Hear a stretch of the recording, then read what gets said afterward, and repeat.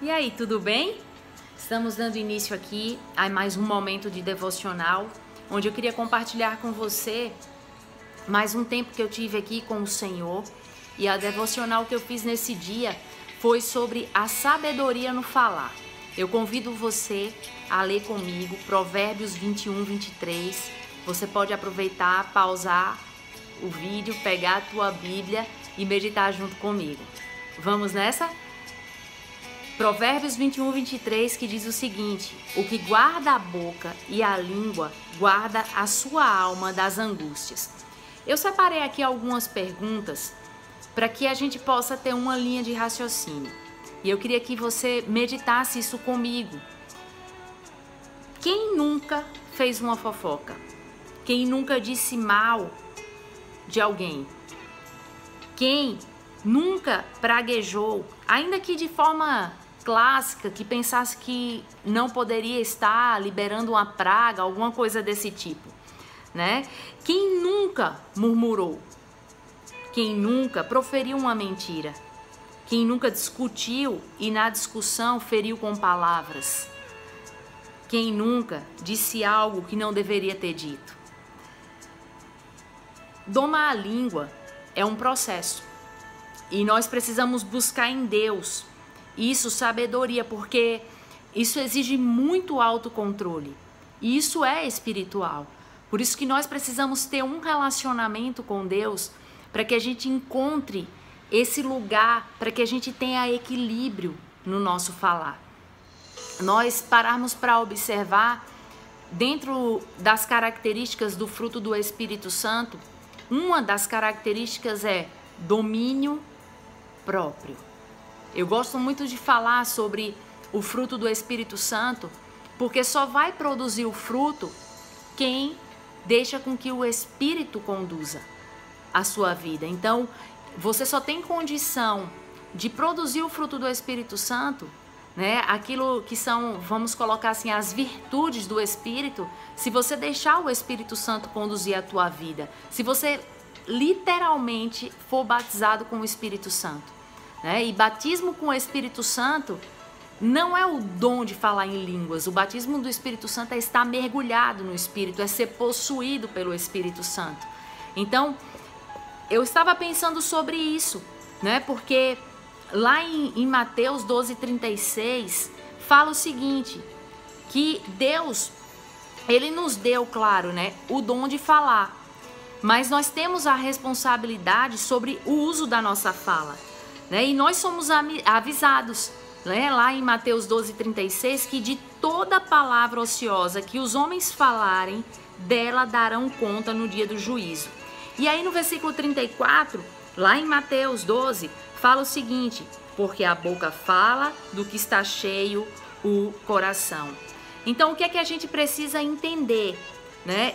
Quando o conteúdo da nossa conversa, no nosso dia a dia, é malicioso, ele é torpe, ele é impuro, pode ser evidência de que nós estamos precisando tratar a nossa alma, porque existe uma enfermidade, né, dentro dela e nós precisamos reconhecer para ser tratados, para ser curados, não para ser julgados, mas para sermos curados, buscar uma ajuda para sermos curados, né, porque quando a gente está doente na nossa alma, os sintomas eles vão aparecer.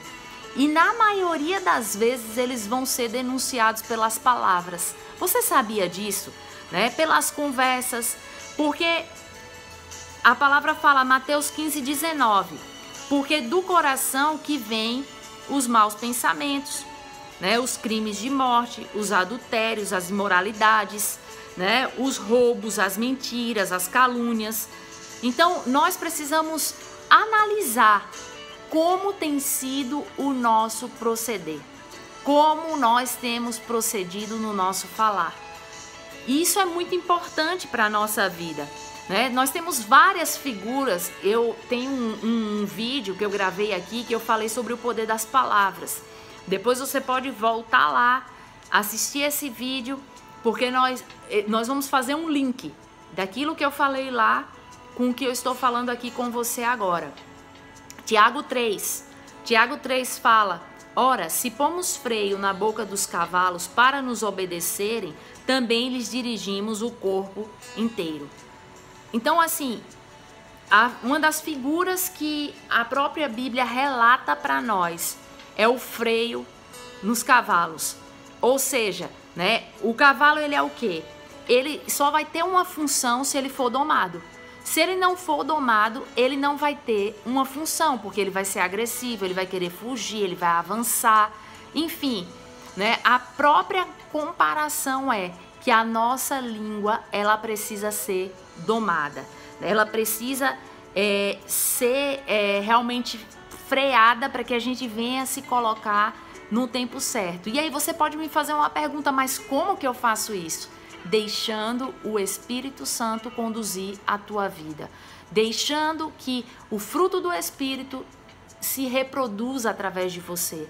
Você vai analisar antes de falar, você vai pensar antes de agir, né? Você vai ponderar com equilíbrio, né? Aquilo que sai da tua boca, né? Outro grande exemplo que a gente pode até citar também, né, que se a gente domina a língua, a gente domina todo o corpo, né? Então, lá em Tiago, ele fala no versículo 4, observar igualmente os navios, que sendo tão grandes e batidos de rijos ventos, por um pequeníssimo leme, são dirigidos para onde queira o impulso do timoneiro. O que é o leme?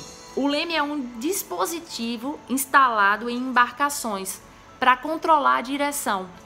Então a língua ela é como um leme, ela é um dispositivo. E se ela agir de maneira correta, vai vir a palavra certa, vai vir a palavra que é saúde, vai vir a palavra de paz. Mas se aquele leme, né, ele não tiver, vamos colocar assim, né, ele não tiver bem instalado, bem colocado, bem suprido, o que é que vai acontecer? Ele vai fazer com que o navio ele afunde, ele bata numa rocha, provoque um acidente. Assim é o nosso falar. Se a gente não tiver controle sobre o nosso falar, vai ser como um leme que não está bem programado e vai perder a direção e vai trazer o desequilíbrio e vai provocar destruição. Então, nós precisamos aprender isso com a palavra de Deus, né? Também fala no versículo 5, assim também a língua, pequeno órgão, se gaba de grandes coisas. Vede como uma fagulha põe em brasas tão grande selva. Ou seja, uma pequena fagulha. Você pode observar que os incêndios de grandes proporções, eles são provocados por aquilo que são coisas pequenas. Um pequeno problema em uma instalação de um ar-condicionado, uma faísca provoca um incêndio. A gente passou por isso recentemente em um prédio próximo aqui da nossa casa, né? Se você pega uma bituca, né, que chama de cigarro, se aquilo ali cai num mato, ele incendeia todo um matagal. Assim é a nossa língua. Por isso que a gente precisa ter cuidado para que o que a gente venha soltar não vir a provocar uma destruição. Olha como Deus nos deu o poder da fala, mas Ele também nos deu o caminho de usar a fala da maneira correta, né? Então você vê uma pequena fagulha. Tiago 3,8 fala veneno mortífero. Se você for observar um escorpião, tem vários estilos, né? O veneno dele pode matar, pode causar alguma deficiência, assim como uma serpente pode matar ou pode deixar a pessoa com uma deficiência. Enfim, tantas coisas que podem trazer uma destruição. Assim é a nossa língua. Nós precisamos segurar, nós precisamos frear, nós precisamos saber o que sai da nossa boca e nos responsabilizarmos por aquilo que a gente fala, né? Porque a gente precisa entender, eu falei do fogo, o fogo depois que ele se agiganta, tem como a gente apagar? Não, agora a gente só tem que esperar a desgraça. Assim é também a nossa língua. E aí eu queria falar algo para vocês, um pensamento, eu estava lendo sobre isso, né? Princípios para uma boa comunicação. Paulo, ele fala o que em Efésios 4:29? Que nós não devemos falar palavras torpes, palavras que não edificam a nossa vida, né? Que não saia da nossa boca isso. Então, o que é que eu preciso? Primeiro, avaliar previamente o conteúdo daquilo que eu vou falar. Porque isso é um meio eficaz de eu evitar problemas. Eu torno a repetir, Provérbios 19:2. Não é bom proceder sem refletir. Peca quem é precipitado. Cuidado com a precipitação no falar. Cuidado com a precipitação. Pense antes de falar, né? Porque você tem que pensar da seguinte forma: o conteúdo que eu vou falar vai edificar? O conteúdo que eu vou falar é construtivo? Ele é verdadeiro, né? Eu preciso analisar, porque se não for, não precisa colocar para fora. Eu não tenho certeza se é verdade, então não fala, né? Não fala, porque assim, o propósito final do que a gente fala deve promover edificação, beneficiando sempre aqueles que nos ouvem. E eu queria fazer uma ilustração de Sócrates, né? Sócrates, ele fez uma ilustração muito pertinente a esse assunto. Ele fala o seguinte, né? O rapaz procurou ele e disse o seguinte: eu preciso contar algo sobre alguém. Sócrates, ele estava lendo um livro, ele abriu os seus olhos e ele perguntou: o que você vai me contar já passou pelas 3 peneiras? E aquele rapaz falou: 3 peneiras? Ele, sim, 3 peneiras. A primeira é verdade, a peneira da verdade. O que você quer me contar dos outros é um fato? Aí ele fala: caso tenha ouvido falar, a coisa deve morrer aqui mesmo, né? Se você só ouviu falar, se você não tem certeza do que você vai falar, que isso é verdade, o assunto morre aqui. Então ele deu esse exemplo, né? Outro fator, ele falou: suponhamos que seja verdade, deve então passar pela segunda peneira. Qual a segunda peneira? A bondade. O que você vai contar é uma coisa boa? Ajuda a construir ou destruir o caminho e a fama do próximo? Ele faz essa pergunta. Se o que você quer contar é verdade e é coisa boa, deverá passar ainda pela terceira peneira. Aí ele: qual é a terceira peneira, Sócrates? Aí ele fala: a necessidade. Ou seja, convém você me contar sobre isso? Resolve alguma coisa? Resolve alguma coisa? Ajuda a comunidade? Ajuda o ambiente o qual nós estamos convivendo? Pode melhorar meu dia? E aí Sócrates mata a charada. Se passou pelas 3 peneiras, pode contar. É isso que nós devemos levar para a nossa vida. É verdade? Tem bondade no que eu estou falando? É necessário eu falar? Se você analisou tudo isso e vê que é um conteúdo para ser exposto, você vai expor. Então, pense nisso, né? Porque não basta a gente falar certo. Não basta a gente falar certo. Nós precisamos entender que é preciso falar de maneira correta. Não basta eu falar corretamente, não basta eu falar certo. Eu preciso falar da maneira correta. Porque se o conteúdo é construtivo, edificante e abençoador, a forma de passar isso deve ser a melhor possível. Então, assim, um grande exemplo, né? Ao invés de você falar, você tem convicção, você tem certeza que a pessoa está mentindo. Ao invés de você falar para a pessoa: você é uma pessoa mentirosa, você pode falar para ela: talvez isso está faltando verdade em você. E a pessoa vai se autoavaliar. Mas você não está julgando, você não está impondo, você não está sendo uma pessoa difícil de relacionamento, mas você vai ajudar aquela pessoa a vencer, né? A gente vê muitos relacionamentos destruídos por conta da falta de sabedoria no falar. Eu tenho um hábito na minha vida que eu sempre analiso a atmosfera da pessoa para saber se eu estou no momento correto para falar aquilo que é necessário. Então eu busco muito analisar. É melhor você pecar pelo excesso de prudência do que pela falta. Porque muitas vezes eu posso ser imprudente no meu falar. Então nós precisamos analisar isso. Porque há muita diferença, né? Porque quando a gente fala que a pessoa de repente faltou com a verdade, isso significa, né, que houve um erro, houve um descuido, né? E a pessoa ela vai autoavaliar. A gente vê o quê? Que muitos pais não conseguem ganhar os seus filhos e muitas esposas não conseguem conquistar os seus maridos, né? E os maridos não conseguem cativar as suas esposas. Tudo por quê? Porque não sabem falar certo da maneira certa. Um exemplo, né? O marido ele chegar e dizer assim: você está gastando demais, está comprando demais com cartão de crédito. Ele pode chegar para a esposa e falar assim: minha filha, você não acha que a gente pode analisar de uma maneira melhor e conter os gastos e depois investir nisso? Porque se a gente for analisar a forma que a gente vai falar, a gente não vai ferir as pessoas.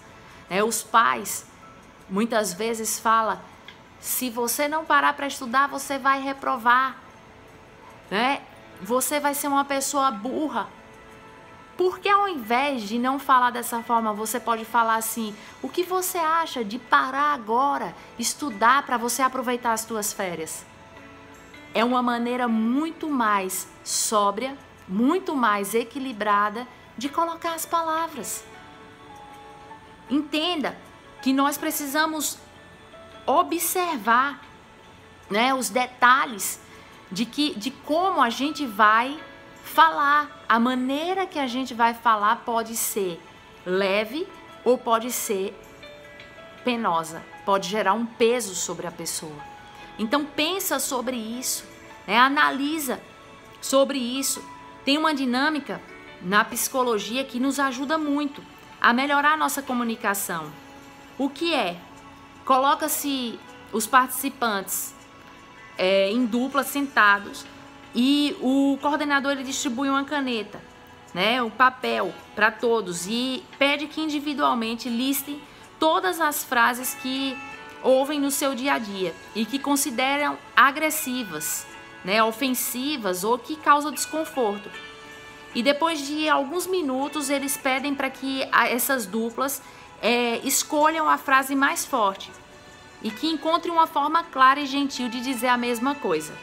Né? Por exemplo, no trabalho, você é muito lento, né, para digitar, você é muito lerdo. Aí a pessoa poderia usar assim, né? Você poderia se dedicar mais e melhorar a sua digitação. Né? Na relação com os filhos, você é preguiçoso, vai reprovar no final do ano, porque você não gosta de estudar, né? Mas você poderia ser mais delicado assim, você poderia usufruir melhor das suas férias. Então, são situações que a gente pode colocar e usar com mais prudência, né? Usar com mais equilíbrio. Nós precisamos saber como falar, nós precisamos ter equilíbrio e paz no nosso falar. Então, começa a analisar se você tem sabedoria no teu modo de falar.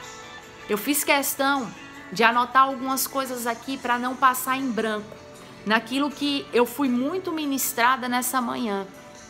Porque a gente vê que muitas pessoas, elas perdem relacionamentos, amizades, elas perdem casamentos, elas perdem pessoas que tanto elas gostam, porque elas não sabem falar, elas são duras, elas são pesadas no falar. Analisa mais, se você não tem certeza, busca no Espírito Santo como você deve se relacionar com essa pessoa. Busca no Espírito Santo a palavra certa para falar para essa pessoa. Eu tenho certeza que vai ser muito mais edificante, vai ser muito mais produtivo e vai te ajudar a ser uma pessoa melhor, vai te ajudar a ser uma pessoa que vai atrair mais relacionamentos para você e você com certeza vai construir relacionamentos mais saudáveis, relacionamentos mais próximos, e com certeza as pessoas vão olhar para você e vão falar como você está diferente. Então, que você possa realmente ter palavras sábias, que você tenha palavras de sabedoria, e que você fale com entendimento e com clareza. E eu desejo que repouse sobre a tua vida os 7 Espíritos de Deus, como está lá em Isaías 11:2, e que você possa receber paz no teu interior através dessa palavra. Que Deus te abençoe, fica com Jesus e até a próxima. Tchau, tchau.